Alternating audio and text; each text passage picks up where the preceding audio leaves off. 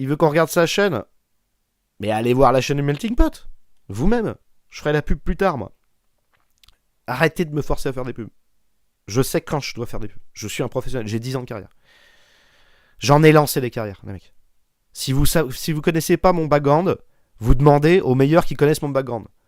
Vous en faites pas. Quand je décide de lancer une carrière, je lance une carrière. Soyez patient. Rien d'inutile. Non, mais je sais que t'as rien demandé. En plus, je veux dire, t'as une très bonne méthode. Je m'inquiète pas pour toi. T'en fais pas. J'ai compris. Et puis, c'est très bien d'ailleurs ce que tu fais. Eric Revel. Pourquoi pas un grand emprunt national? Alors, pourquoi pas? Nous sommes avec Eric Revel. Oui, qui est là. Eric, bonjour ça va, à tous. Eric? Oui, super. Alors, nous attendons. Alors, je sais pas qui c'est, mais ça va sentir la pisse. C'était il y a 6 mois.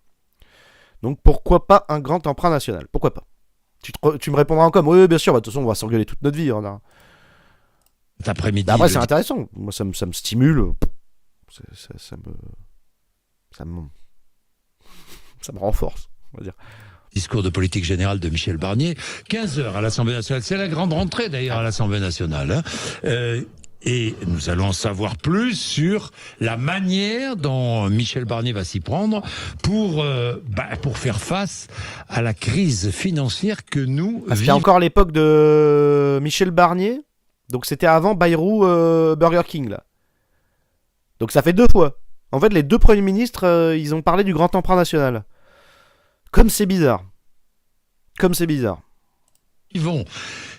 Il se murmure. Ah, il se murmure. Bah oui, parce que, Melting Pot, on y revient. Quand un projet est viable, on le murmure. On remarque. Ça m'est arrivé de murmurer des trucs à Manana, et le projet était plutôt viable. Mais ça... Ouais. Mais ça passe pas par le bas-le-trou, par contre. Alors, on y va.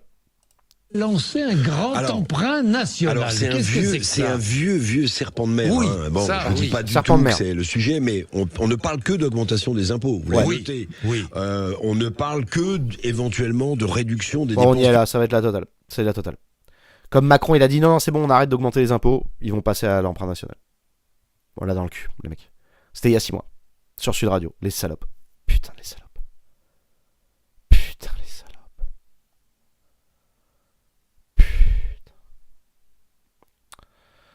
Impôts, vous l'avez noté. Oui. On ne parle que éventuellement de réduction des dépenses publiques. Vous l'avez noté. Alors, il y a des gens, ils sont pas nombreux, qui disent mais on a déjà connu des situations.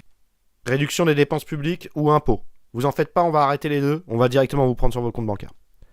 Situation budgétaire difficile. 3 voies. Et pourquoi ne pas lancer un emprunt national? Ça a plusieurs vertus. D'abord, l'augmentation des impôts, ça rend les Français en colère. On en a marre. On en a marre de voir les impôts augmenter. On sent le VRP. Vous pouvez sortir de chez moi, monsieur? Attendez, il y a ma chaussure qui est bloquée dans votre porte. Mais retirez cette putain de chaussure. Ah non, mais attendez. Retirez cette chaussure, sinon je vous éclate la gueule, en fait. Non, mais il y a... Premier point, on en a tous marre des impôts. Retire ta godasse. C'est dégueulasse, en fait. Voilà, tu vois, je te mets des pouces. Tu retires ta godasse, sinon ça va être comme ça. Ça va être l'enfer avec moi. Bon. Et puis un emprunt, ça unifie au contraire les Français. Autour d'une... Oh putain, je vais devenir fou. Je l'avais déjà entendu. Je l'avais entendu celui-là. Un emprunt, ça unifie les Français. Attendez. Je vais faire ma WC. Les putes. Putain. Elle est où la serviette? Il n'y a pas de serviette. J'ai envie de crever. Attends, on se le réécoute d'une traite, excusez-moi. Comment on peut être des enculés pareils? Comment? Putain. Comment on peut tenir des propos comme ça? Comment? C'est un truc de fou, quoi. Faut même pas avoir de parents, en fait. Pas avoir d'enfants. C'est un truc de malade. C'est pas possible. Mais moi, je tiendrais un propos comme ça, mais ma mère, elle me tuerait, en fait. C'est ignoble. Faut vraiment que toute ta famille soit bourgeoise, en fait. Soit en dehors des réalités, pour tenir des propos comme ça. C'est inouï. C'est inouï. Ouais, l'unification autour du bal-trou. Ouais. Ouais, en parlant de Bayrou, j'ai ouï dire, par ouï dire, ouais. De son énorme bush. Toutes nos félicitations, ouais. Alors vas-y, on y va, pardon. L'augmentation des impôts, ça rend les Français en colère. On en a marre. On en a marre de voir les impôts augmenter. Et puis un emprunt, ça unifie au contraire les Français autour d'une cause solidaire. Aider la nation. Alors, un emprunt lancé, pourquoi pas? Bon, il faudrait qu'il ait un rendement supérieur au taux du livret A de 3%.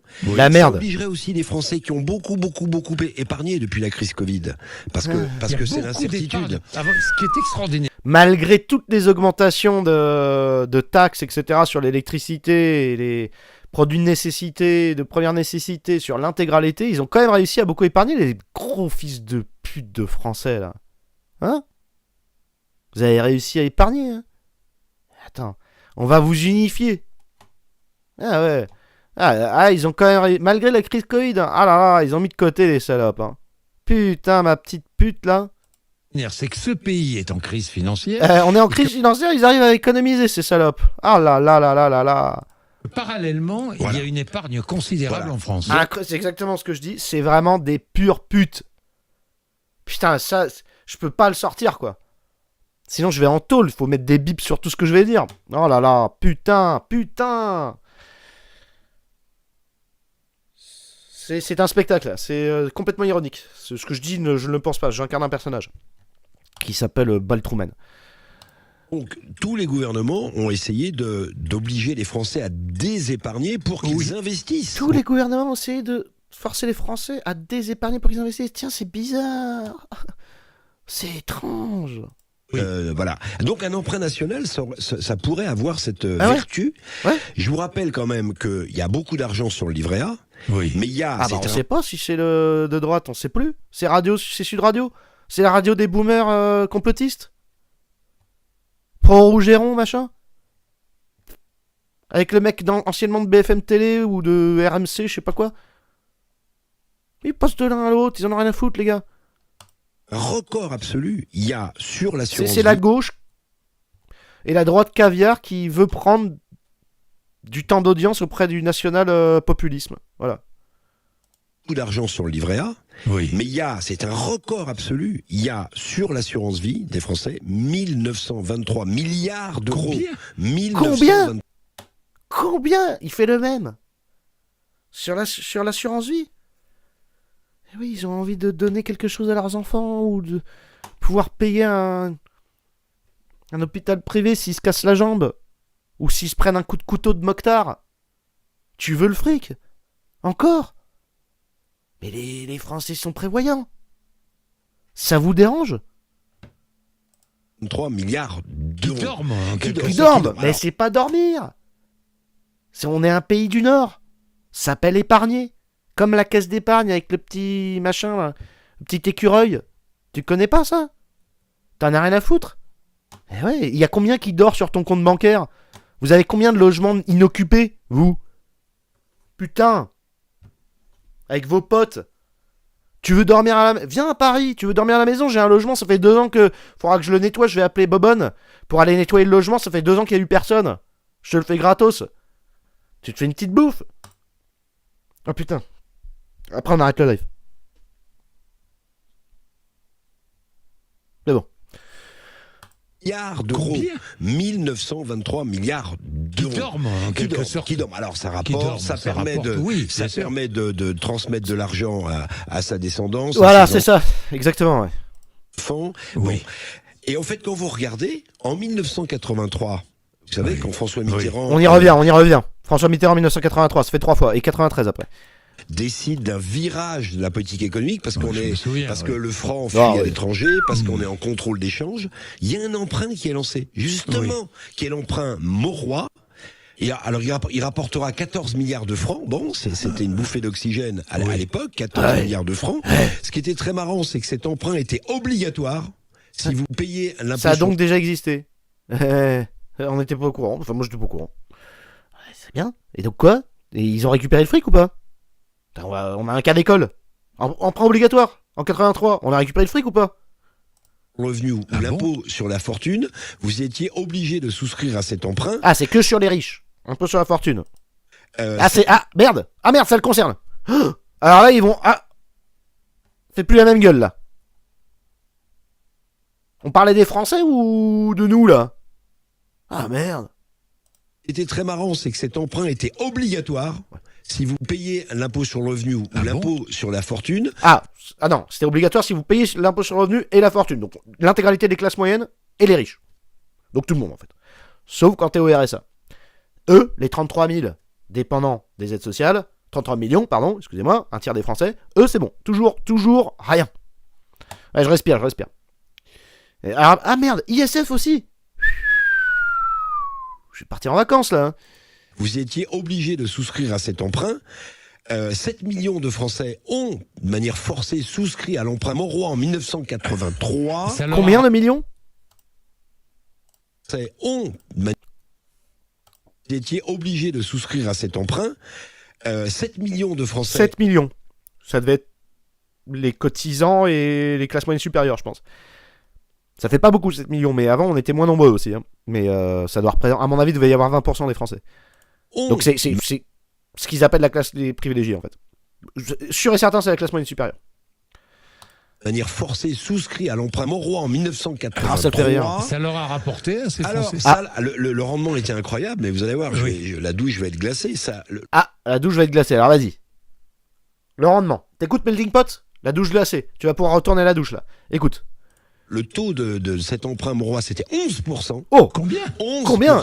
Oui. Et l'inflation était 10%. Ah oui. Oh, c'est exactement ce que j'avais dit. T'es discane. Donc c'est 1%.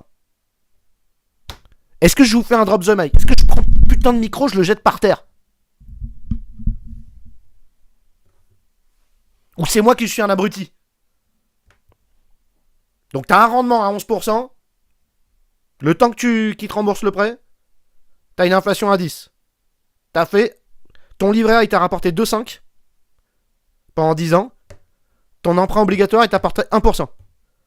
Tu t'es mis 1,5% dans le bel trou. Comme une gélule. C'est passé comme ça, en fait. Ok? Vous l'avez, le plan? De toute façon, c'est obligatoire. Donc on s'en fout, y a pas besoin de s'engueuler. Oui, t'as parlé de l'inflation. Bah voilà, bah c'est ça. Bah on est d'accord. Donc on voulait la douille? Là, voilà la douille. Ça, une des douilles. Une des douilles. Il y en aura d'autres. De toute façon, on s'en fout, c'est obligatoire. C'est pas toi qui décides des règles. Donc voilà. D'accord, oui, évidemment. Bon, d'accord. Ça fait 1%, quoi. Voilà. Ça fait 1%.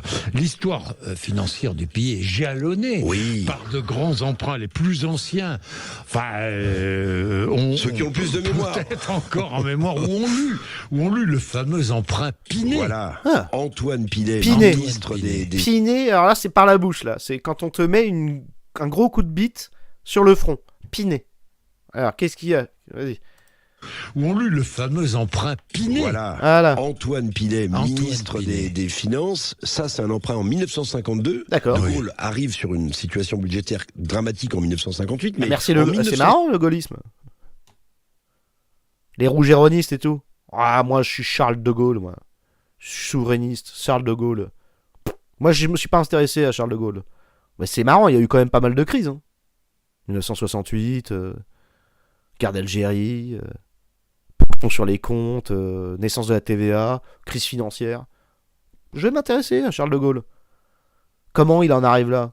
Ouais, mais c'est pas sa faute, c'est les Américains, c'est les Russes, c'est les Allemands. C'est les Allemands. Ouais. En 1952, il y a l'emprunt Pinet qui est lancé, il est indexé sur l'or, le taux d'intérêt c'est de 3,5, c'est un vrai succès pour les caisses de l'État. Autre emprunt, Giscard, l'emprunt Giscard. Mais ça rapporte ou pas? 1973. Alors là, c'est un désastre. C'est un désastre. Pourquoi? Parce que il est également indexé ça aurait marché sur avec l'or, De Gaulle, avec Giscard, c'est vrai, ils le font à chaque fois en fait. Pour des raisons techniques, va beaucoup s'envoler.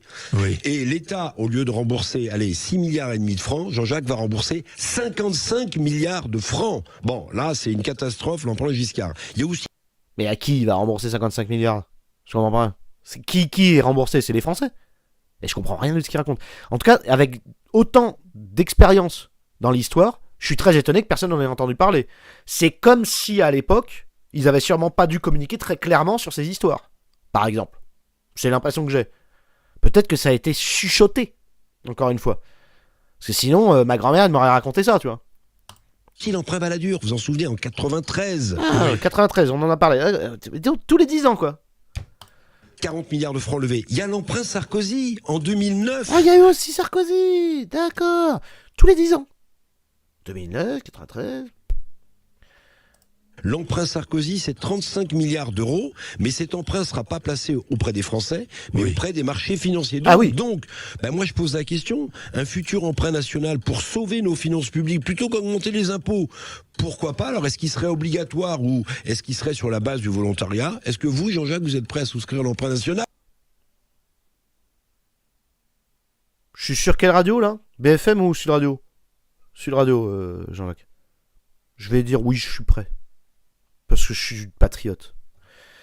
Demain matin, je vais sur BFM, je vais dire l'inverse. Hein. Mais là, c'est Sud Radio. Hein. Ouais, je suis prêt à souscrire à l'emprunt national. Pour l'effort de guerre, ouais. Enfin, pour les efforts de guerre, non, sur Sud Radio, je crois pour eux, c'est... Ici, c'est la Russie qui est bien, c'est ça? Non, pas pour l'effort de guerre. Je suis prêt à souscrire pour des raisons patriotiques. Je sais plus ce qu'il faut dire sur Sud Radio. Pour sauver les retraites. Ouais, voilà, c'est ça. Vous êtes retraité, enfin, toute l'audience. Pour les retraités, ouais. Qui serait éventuellement voilà, pourquoi pas. Ça dépend du taux. Ça dépend du taux. Ah, faut que ça... Tant qu'il y a à manger dans l'assiette. Oui, ça dépend s'il est obligatoire ou pas. Oui, ça dépend de l'état de vos économies personnelles. Exactement, mais ça voyez, dépend de beaucoup de choses. La vertu, ça pourrait unifier les Français autour de... Unifier, ouais. Je donne ma part pour redresser les finances publiques. Alors, c'est comme Martin Luther King. J'ai fait un rêve. Oui, j'ai fait un rêve. Mais c'est une petite musique. Meeting Pot aussi, il a fait un rêve. Il s'est réalisé. Il est arrivé que je l'engueulais. Et il a eu raison. Mais on va pas s'engueuler maintenant. Parce qu'on doit s'unifier contre ces grosses salopes. Des fois, je fais des rêves aussi, moi. Vous en faites des fois aussi? Qu'on entend régulièrement revenir. Eh bien, nous allons voir si cet après-midi, tout à coup, cet emprunt va surgir de la déclaration de Michel Barnier. On préférerait ça à des impôts. Hein. Tu préfères le prélèvement sur nos Français plutôt que des impôts? Tu m'étonnes. Ça les fait rêver. Regardez, ils rêvent. Ils regardent en l'air parce que il imagine tous les baltros qui vont être ponctionnés et son compte s'envoler vers les îles de je sais pas où. Regardez. Ils ont placé une petite douille à la fin. Plutôt qu'une augmentation d'impôts qui s'adresserait à nous, ce serait quand même mieux qu'on taxe les mecs obligatoirement avec des prêts toxiques, non? Il est 7h21, vous êtes sur Sud Radio. Vous réagissez, qu'en pensez-vous? C'était Yassine. Ce que j'en pense?